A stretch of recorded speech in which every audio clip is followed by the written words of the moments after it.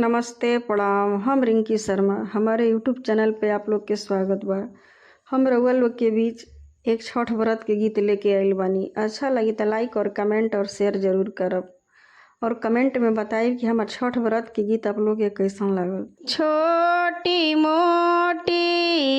तुलसी के गछिया भुइया लोटे डाढ़, छोटी मोटी तुलसी के गाछिया भुइया लोटे डाढ़,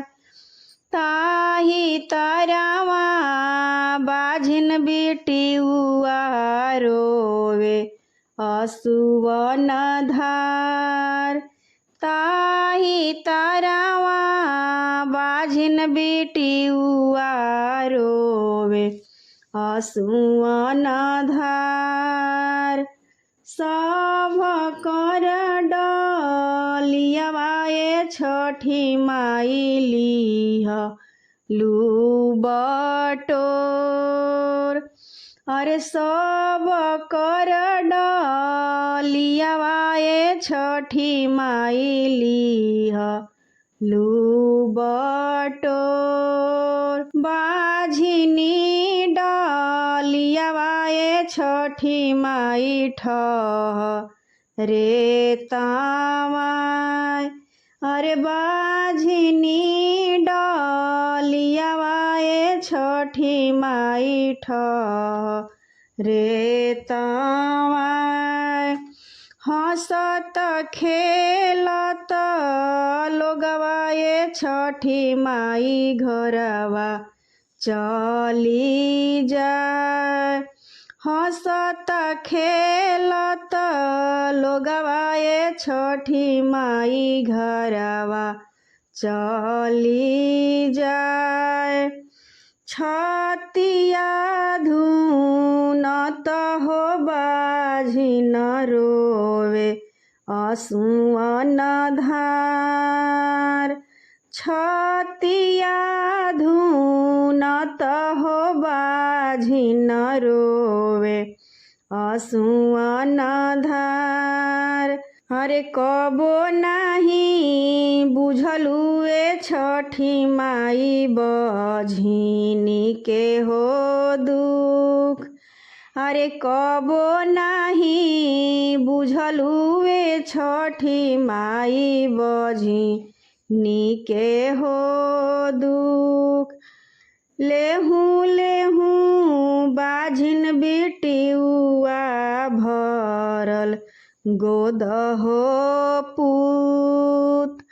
लेहूँ लेहूँ बाझिन बिटियुआ भरल गोद हो पूत, हंसत खेलत बिटिया घरवा चली जाए, हंसत खेलत बिटिया घरवा चली जाए, पूछे लागल गौआ नगरिया भरल के हो गोद, पूछे लागल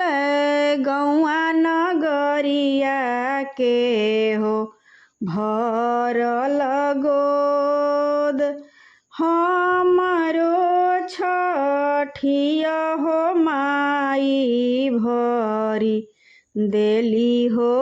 गोद, हमरो छठिया हो माई भरी देली हो गोद, गावत बाड़ी रिंकी हो शर्मा दोनों हाथवा